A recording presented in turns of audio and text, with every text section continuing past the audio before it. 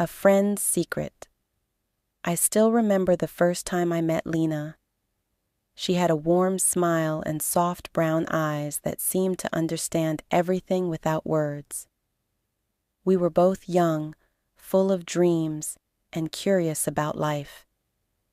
Every afternoon we met at the park near our college, walking for hours while talking about our future, our fears, and the little things that made us laugh. She loved music. There was always a tune on her lips. I loved books and often told her stories from my favorite novels. Somehow, we balanced each other perfectly. Those were the happiest days of my life. But then there was Daniel, my best friend since childhood. We grew up together, shared everything, and trusted each other completely. Or at least, I thought I did. Daniel was charming, funny, and always around.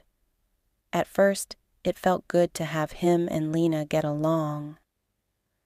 I believed that friendship could only grow stronger when people I cared about became friends too. But I was wrong. Slowly, I began to notice things I hadn't seen before. Daniel often joked about me in front of Lena. "He forgets everything," he would say with a laugh, or, "He's terrible at making decisions." It seemed harmless at first, just friendly teasing, and Lena would laugh. But sometimes I caught her thinking, her smile fading for just a moment. I brushed it off, trusting Daniel completely. One weekend, we planned to go to the lake, a place we all loved. I arrived early, expecting to see Lena, but she wasn't there. Instead, Daniel was waiting, looking strangely serious. "Lena's upset with you," he said. My heart sank.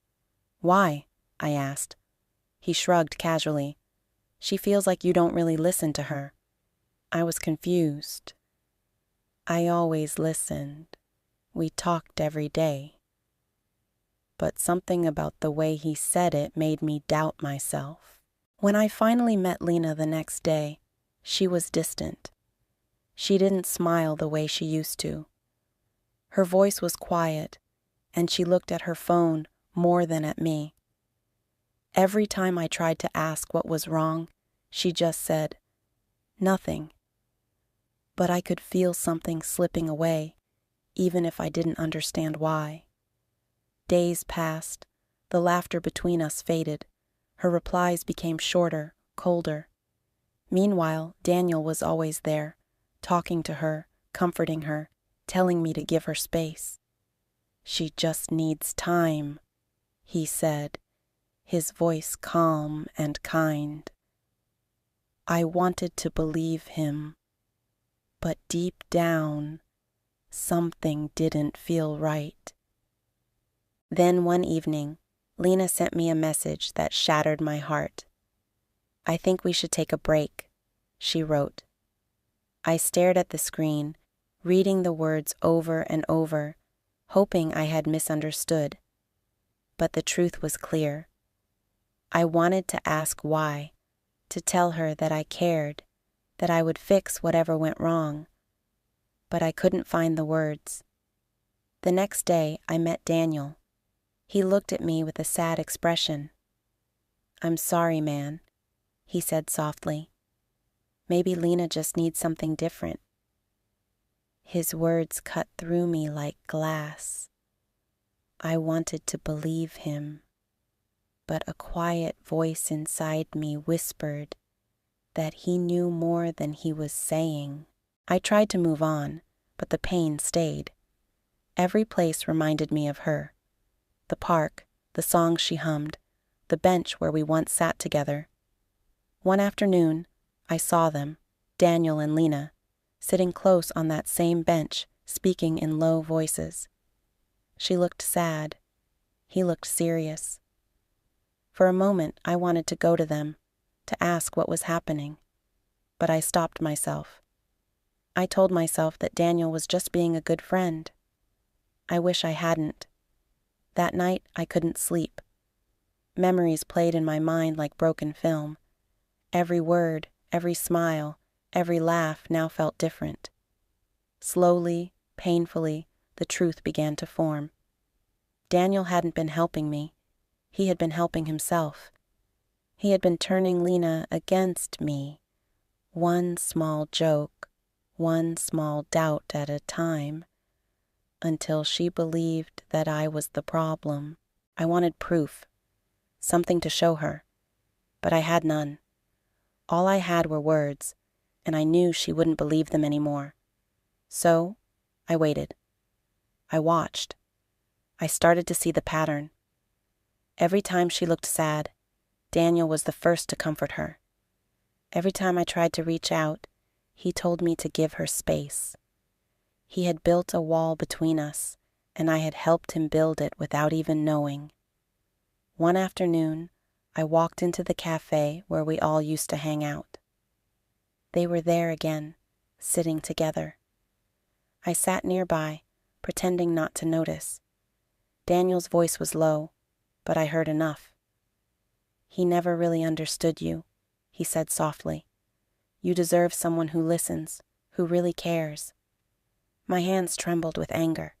That was the moment everything became clear. I stood up and walked toward them.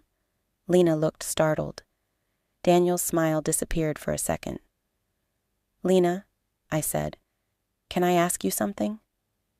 She nodded nervously. "Did I ever make you feel like I didn't care?" Before she could answer, Daniel interrupted. "Come on, man. Don't do this here." But I ignored him. "Think about it," I told her. "Every time you started doubting me, who was there telling you I was wrong? Who made you feel that way?" For the first time, Lena hesitated. I could see it, the confusion, the flicker of realization. She turned to Daniel. "Tom, is that true?" she asked quietly. He looked away, his confidence fading. "I was just trying to help," he muttered, but his voice was weak. The silence between us said everything. Lena stood up. "I need time," she whispered. "I need to think." She walked away, leaving both of us sitting there. I watched her go, feeling both relief and sadness. I had finally told the truth, but I didn't know if it was enough. Daniel didn't speak.